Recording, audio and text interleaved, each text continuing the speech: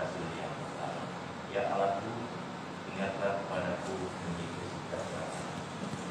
Puji nama Tuhan, shalom saudara. Shalom. Selamat pagi, selamat kita bisa bertemu kembali pagi hari ini.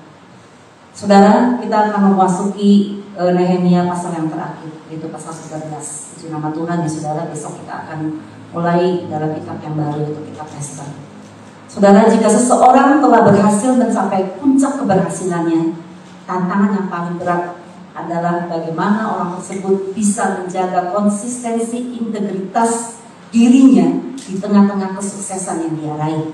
Kadang-kala kalau kita berada di dalam zona yang nyaman, kita sudah sukses, kita sudah berhasil, ya saudara, manusia ada kecenderungan untuk lupa pada komitmennya, bahkan cenderung tergoda untuk tidak lagi konsisten dengan sikap imannya kepada Tuhan. Itu manusia, itu kita, itu saya dan saudara, saudara. Kadang masalah bisa membuat kita untuk lebih dekat lagi kepada Tuhan. Tetapi ada juga ujian yang kedua, berkat. Berkat juga bisa menjauhkan kita dari Tuhan. Jadi manusia itu memang cenderung bersikap egois. Namun saya bersyukur, saya sangat diberkati sekali dengan sikap seorang pemimpin yang bernama Nehemia, ya saudara. Karena Nehemia itu selalu menjaga integritasnya di hadapan Tuhan. Setelah menyelesaikan pembangunan tembok bait Allah, Nehemia tetap memperhatikan hukum-hukum Allah dan mengingatkannya kembali pada bangsa Israel, seperti yang tercantum di dalam Nehemia pasal 13, ya saudara. Di sini judul perikopnya berjudul Kesetiaan Nehemia kepada Hukum. Jadi Nehemia itu benar-benar seorang pemimpin yang memiliki satu integritas. Dia berusaha untuk menjaga integritasnya supaya sikap imannya tidak berubah di hadapan Tuhan. Dan sebagai seorang pemimpin, dia juga bukan hanya ingin menjaga dirinya sendiri, tapi dia juga ingin menjaga bangsanya, supaya bangsanya itu tetap taat dan setia kepada Tuhan, sekalipun saat ini pembangunan bait Allah telah selesai. Nah saudara, apa yang diingatkan oleh Nehemia kepada bangsa Israel ini? Perbuatan-perbuatan bangsa Israel apa pada waktu-waktu yang lalu yang telah melanggar hukum firman? Dan hal-hal ini juga lah yang bisa terjadi dalam kehidupan saya dan saudara saat ini. Yang pertama, kita akan baca dalam Nehemia pasal yang ke-13 ayat 1 sampai yang 5. Yuk kita akan baca sama-sama ayat ini. Nehemia pasal yang ke-13 ayat 1 sampai yang 2. 1, 2, 3. Pada masa itu bagian-bagian daripada kitab Musa dibacakan dengan didengar oleh rakyat.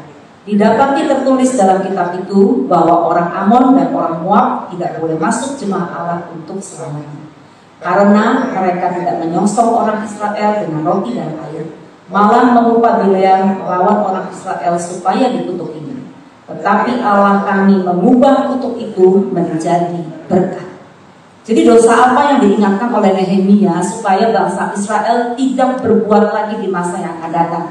Yang pertama, bangsa Israel dikuasai oleh spirit Bileam atau roh Mammon. Bileam adalah seorang nabi Allah, kalau kita baca di dalam Bilangan pasal yang ke-22 ya saudara. Bileam adalah seorang nabi Allah yang menyalahgunakan karunia-Nya sebagai seorang nabi dan hubungannya dengan Allah untuk keuntungan diri sendiri. Dan untuk ingat ceritanya, pada waktu itu Raja Balak mengupah Bileam untuk mengutuki bangsa Israel. Karena pada waktu itu Raja Balak merasa ketakutan bangsa Israel sudah mengalahkan kota ini, daerah ini ya saudara. Akhirnya Raja Balak merasa ketakutan dan hidupnya terancam oleh serangan bangsa Israel. Maka Raja Balak mengupah Bileam, seorang nabi yang waktu itu sedang tenar, ya saudara. Waktu itu sedang tenar, mungkin perkataannya itu mujarab gitu ya, Bileam itu pada waktu itu, sehingga Balak mengupah Bileam untuk mengutuki bangsa Israel. Untung saja Allah berkata pada Bileam untuk tidak melakukan hal itu. Walau sempat Bileam berpura-pura tidak mendengar suara Allah, tapi akhirnya dengan perkataan Allah yang diperdengarkan beberapa kali, akhirnya Bileam sadar, saudara, dan tidak jadi mengutuki bangsa Israel. Nah saudara, spirit Bileam ini, roh Mammon ini, kekuatan uang ini ternyata sedang melanda umat Tuhan akhir-akhir ini. Apalagi di tengah-tengah kondisi ekonomi yang porak-poranda saat ini ya saudara. Kebenaran tidak lagi menjadi ukuran utama dari manusia. Tetapi uang, harta, kekayaanlah yang menjadi ukuran utama dari manusia saat ini. Karena keadaan yang merosot, perekonomian yang merosot saat-saat ini. Manusia jadi lupa akan kebenaran. Manusia tergoda untuk melakukan hal-hal yang dilarang oleh Tuhan hanya untuk mendapatkan uang, hanya untuk mendapatkan harta, hanya untuk mendapatkan kekayaan, bahkan hanya untuk mendapatkan jabatan. Mending kalau jabatannya di kantor, ya saudara. Semakin tinggi jabatan manusia di kantor, maka semakin tinggi juga penghasilan yang akan diterimanya. Tapi yang saya aneh, ya saudara, yang saya bertanya pada diri sendiri, tapi kenapa kok banyak orang sekali ingin berebut jabatan di dalam melayani Tuhan? Bahkan banyak hamba-hamba Tuhan yang menghalalkan segala cara untuk memperoleh jabatan itu dalam pelayanan. Itu yang saya gak habis pikir, ya saudara. Apa sih saudara yang dapat dari pelayanan? Gak dapat apa-apa aja saudara ya. Saya melayani tempat ini juga, ya puji Tuhan, saya dapat sesuatu yang luar biasa, anugerah dari Tuhan. Saya tidak dapat apa-apa dari gereja ini, saya gak dapat apa-apa dari Bapak Gembala, enggak saudara. Tapi saya dapat kemurahan Tuhan, saya dapat anugerah Tuhan, saya dapat upah yang luar biasa yang Tuhan berikan dalam hidup saya. Jadi saya bertanya dalam diri sendiri, kenapa?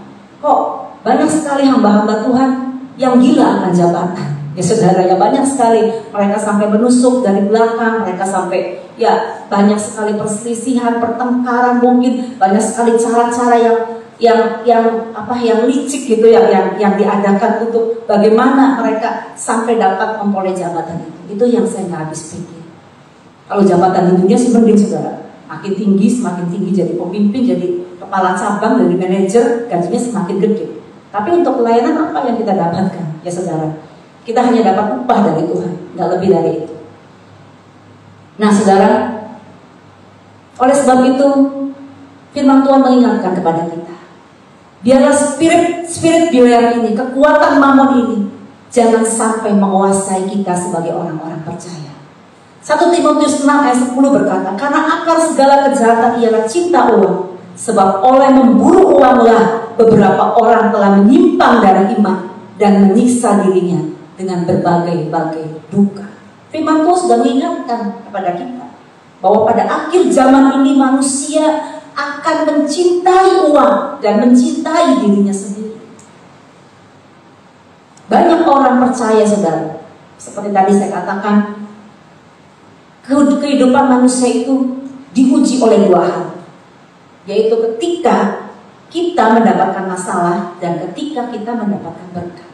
Itu ujiannya. Karakter manusia itu bisa dilihat dari dua keadaan, ketika diberkati dan ketika menghadapi masalah. Pasti karakter manusia itu akan berubah. Kelihatan saudara sifat aslinya. Nah, oleh sebab itu saudara, mari kita sebagai orang percaya, jangan sampai uang yang mengendalikan hidup kita, tapi biarlah kita yang mengendalikan uang itu untuk hormat kemuliaan buat nama Tuhan. Jangan pergunakan berkat yang kita terima untuk hal yang sia-sia. Ngapain gitu ya saudara ya, nyari uang lagi susah juga ya saudara. Jangan pergunakan berkat itu untuk hal yang sia-sia, tapi pergunakanlah berkat itu untuk kemuliaan dan kehormatan buat Tuhan. Jangan mempergunakan berkat itu untuk kepentingan diri sendiri, untuk ketenaran diri sendiri ya saudara. Nah saudara, semua yang ada pada kita, semuanya adalah pemberian Tuhan. Ingat itu saudara. Harta, kekayaan, pendapatan kita, keberhasilan kita, semuanya karena kemurahan Tuhan. Tidak ada satupun kekuatan kita untuk mendapatkannya. Saudara tahu, di saat sulit seperti ini kita dipelihara oleh Tuhan.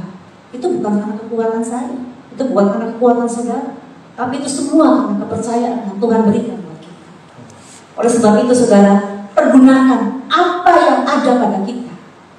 Bukan hanya untuk kepentingan diri kita, tapi untuk kepentingan Tuhan. Seperti halnya Bileam, saudara.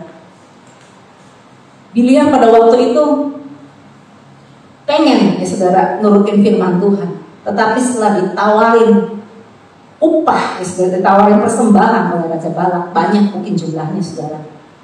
Akhirnya dia nggak tahan juga hatinya, tergoda juga saudara. Lumayan gitu ya, mendapatkan uang. Dia mendapatkan uang hanya untuk berkata yang maksudnya yang sebaliknya gitu untuk bangsa Israel. Bileam tergoda, padahal dia seorang nabi Tuhan yang reputasinya bagus pada saat itu.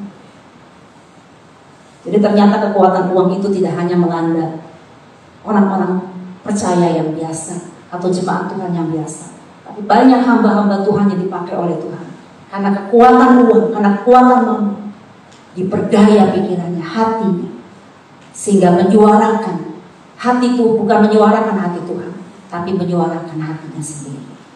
Hati-hati saudara terhadap spirit Bileam ini. Lalu yang kedua saudara, hal apa lagi, pelanggaran apa lagi yang diingatkan oleh Nehemia kepada bangsa Israel? Yang kedua adalah ternyata bangsa Israel ini tidak menjaga spiritualitas dan tidak fokus pada kehendak Tuhan, tetapi fokus pada kehendak mereka sendiri.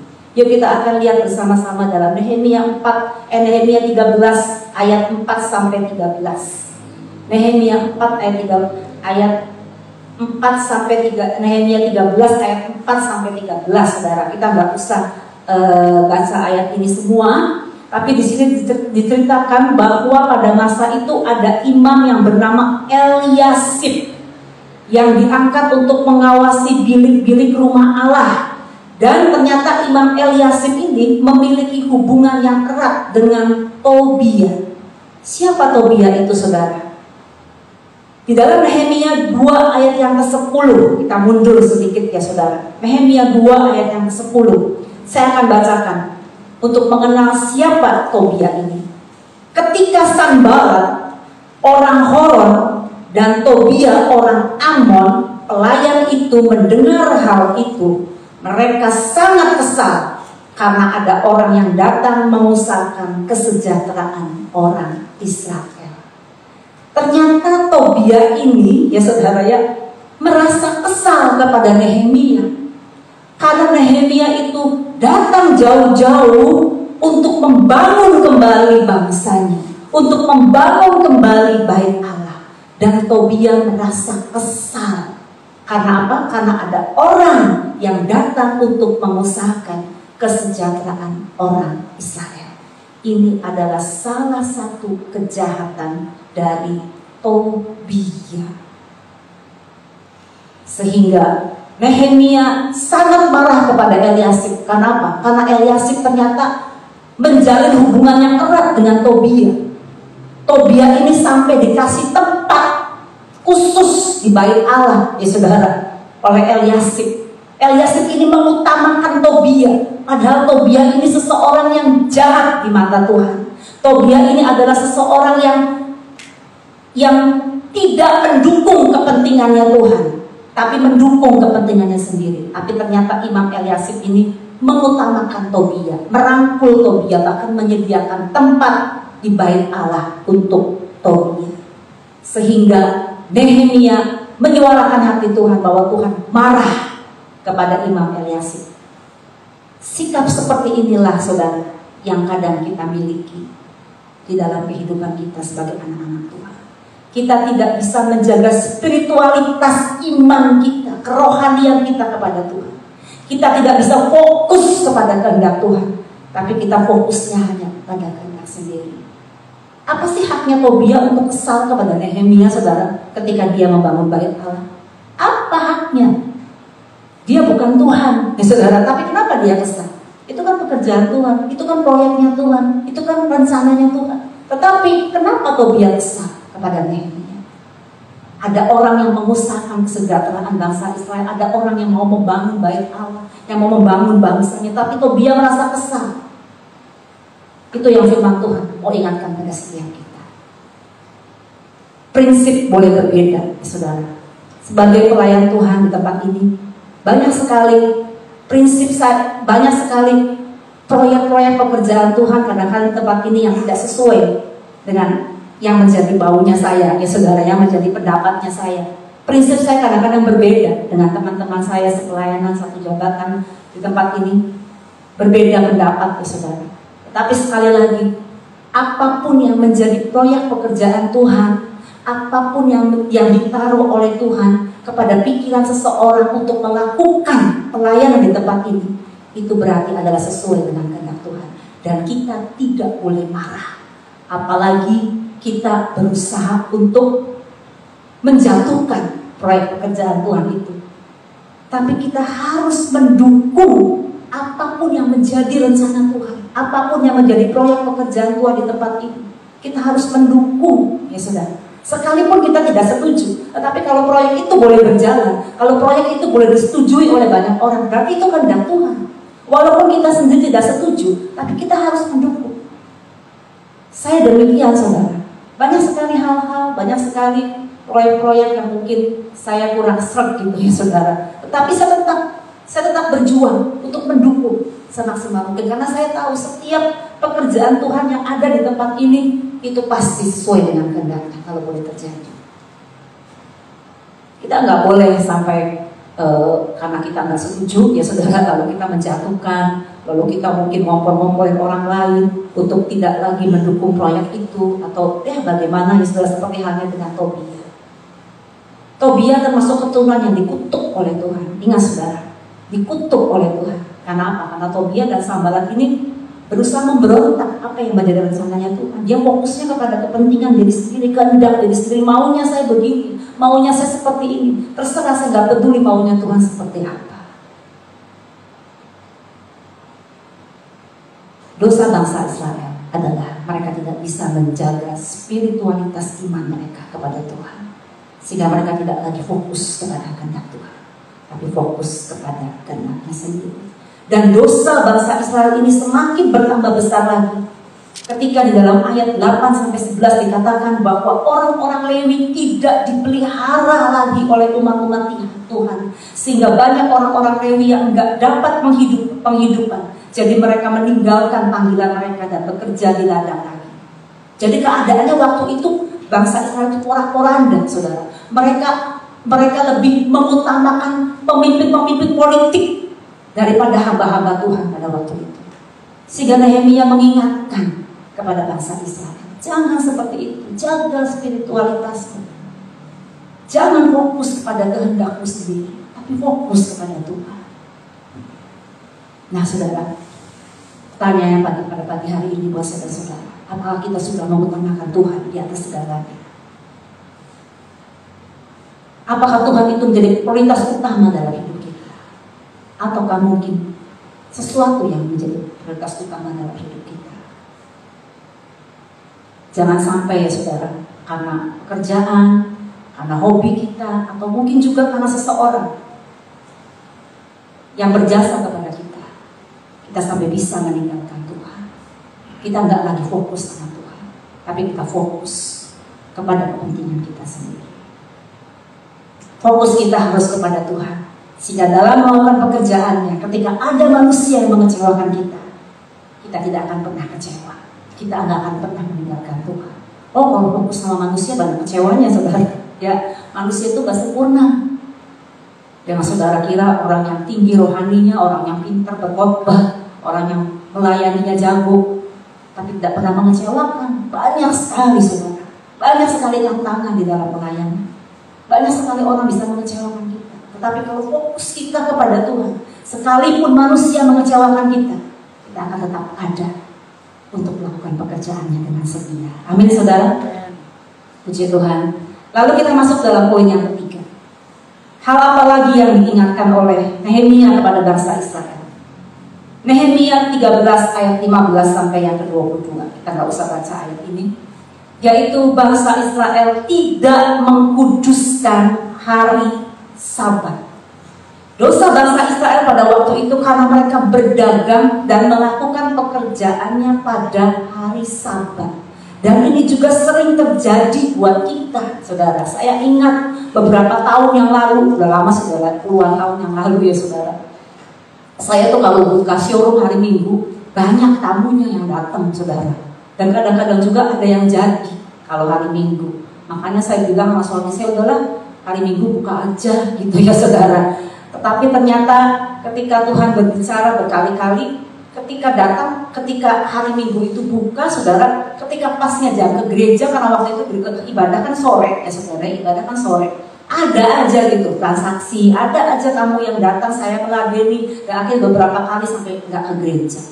Nah, itulah saudara, iblis suka mengintimidasi kita, sehingga seringkali kalau kita buka toko di hari Minggu malah rame, hari biasanya sepi gitu saudara ya. Tapi puji Tuhan pada waktu itu Tuhan mengingatkan saya, ketika kami mau ke gereja, itu ada orang mau jual mobil saudara, itu jam 4, sedangkan ibadah tempat ini mulainya jam 5. Jam 4 sore suami saya Rudi menerima penjual mobil itu. Lalu saya katakan, udah Pak, kita udah janji mau ke gereja, itu ayo kita ke gereja, jangan sampai nanti nggak gereja lagi gitu ya saudara. Ya udah, saya udah mau ke gereja katanya. Udah saya mau tolak katanya orang itu, nanti lagi besok. Tapi nanti ya saya mau lihat dulu BPKB-nya, kata suami saya gitu. Seumur-umur suami saya Rudi nggak pernah lihat BPKB gitu ya saudara ya. Terima aja uangnya dikasihin, lalu mobilnya diambil, nanti ngecek BPKB-nya belakangan. Tapi saat itu suami saya bilang saya mau ngecek BPKB dulu pakai lampu gitu ya saudara. Akhirnya dicek BPKB-nya, ternyata BPKB-nya palsu saudara. Jadi suami saya bilang, kok ini palsu gitu ya saudara. Nah, ketika saya mengambil keputusan ini, Tuhan ingatkan saya, coba kalau kamu tadi nggak ngambil keputusan, udah ditinggal aja, nanti aja besok saya mau ke gereja dulu gitu ya saudara, itu pasti sudah kamu bayar uangnya. Saya sudah ambil ATM mungkin berapa puluh juta saudara untuk DP-in ya Tuhan mobil itu, sehingga mobil itu jadi sama saya. Tapi Tuhan ingatkan saya ingatkan pada suami saya juga, udah cepetan ke gereja jam 4. Saya katakan udah disuruh pulang aja, orang yang mau jadi mau enggak gitu, suruh pulang aja udah. Tapi suami saya ternyata ngecek BPKB dulu, saya pengen tahu ya itu hikmatnya Tuhan segitu, Tuhan ingetin gitu ya saudara. Coba kalau kamu nggak mengutamakan ibadah gitu, pasti kamu udah rugi gitu ya saudara ya, udah kasih DP dan lebih juga orangnya kabur nih saudara. Namanya orang jual BPKB palsu ya saudara, pasti ketakutan kabur. Paling enggak kan uang saya mungkin 10 juta atau berapa puluh juta gitu ke bawah sama dia. Itu yang pertama. Lalu yang kedua adalah saudara, ketika saya ada di Jakarta juga, itu pada hari Minggu juga, saya ingat saudara, saya juga malas kalau ke Jakarta ke gereja, terus terang aja malas ya saudara. Karena kalau ke Jakarta kan ya maksudnya cari ibadahnya juga kemana gitu, gerejanya gereja mana. Jadi saya bilang, udah lah gak usah ke gereja hari Minggu ini. Tapi anak saya yang pertama ingetin, Mi, saya dapat penglihatan loh dari Tuhan, kalau Mami gak mau ibadah minggu ini katanya ada sesuatu terjadi. Masa sih? Iya katanya gitu ya.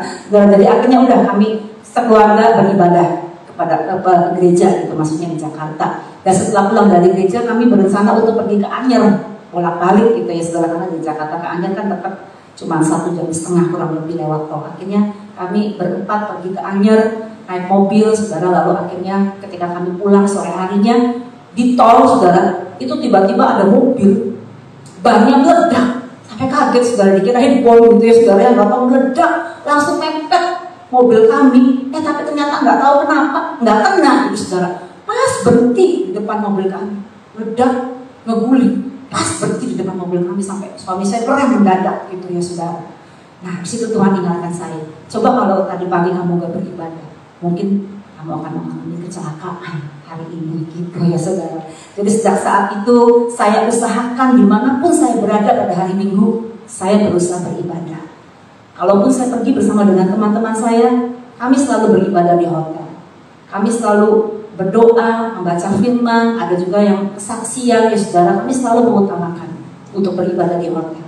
Kalau pas kami perginya hari Minggu. Nah itulah firman Tuhan mengingatkan kita harus mengkuduskan hari Sabat.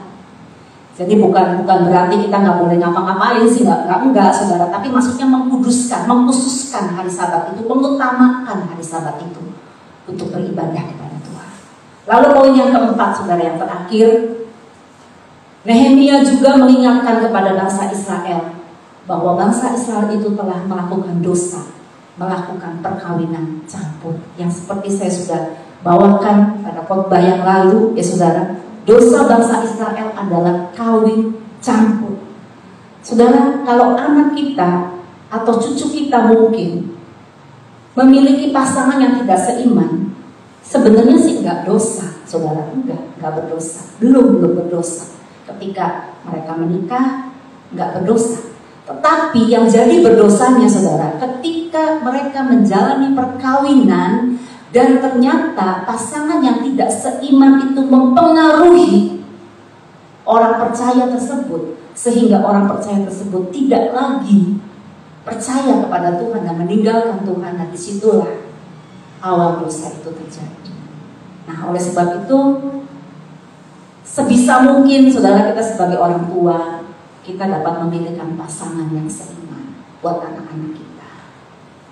Kita mengingatkan anak-anak kita, karena manusia itu kalau nggak mempengaruhi ya pasti dipengaruhi, ya saudara. Jadi ingatkan anak-anak kita untuk memilih pasangan yang seiman, supaya nanti di kelak kemudian hari tidak menjadi satu dosa, bahkan satu kemurtadan. Kan kalau meninggalkan Tuhan kan satu kemurtadan, ya saudara.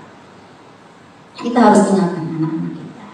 Nah, demikianlah 4 hal ini yang Nehemia ingatkan kepada bangsa Israel, supaya keempat hal ini, keempat pelanggaran ini tidak lagi terjadi di masa yang akan datang.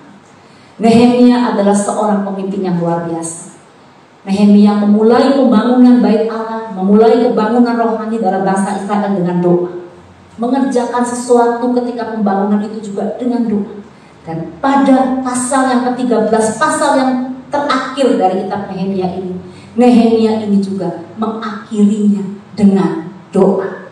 Kalau saudara lihat, saudara di Nehemia pasal 13, ayat yang ke-14, 22, 29, 31, ada 4 kali Nehemia berkata, "Ya Allah, ingatlah kepadaku." 4 kali. Coba saudara perhatikan. Dalam ayat 14, 22, 29, 31. Nehemia ini seorang pemimpin yang luar biasa. Dia seorang pemimpin yang hebat. Otaknya pintar. Bisa berbuat segala sesuatu. Ya loh saudara, sampai bisa membangun Bait Allah. Itu kan luar biasa saudara. Pemimpin yang luar biasa. Tetapi Nehemia selalu mengingat bahwa apa yang dilakukannya itu bukan karena kekuatannya, tetapi semuanya karena anugerah dan belas kasihan Tuhan. Nehemia selalu menunjukkan sikap ketergantungannya kepada kedaulatan Tuhan, bukan kepada kekuatannya sendiri.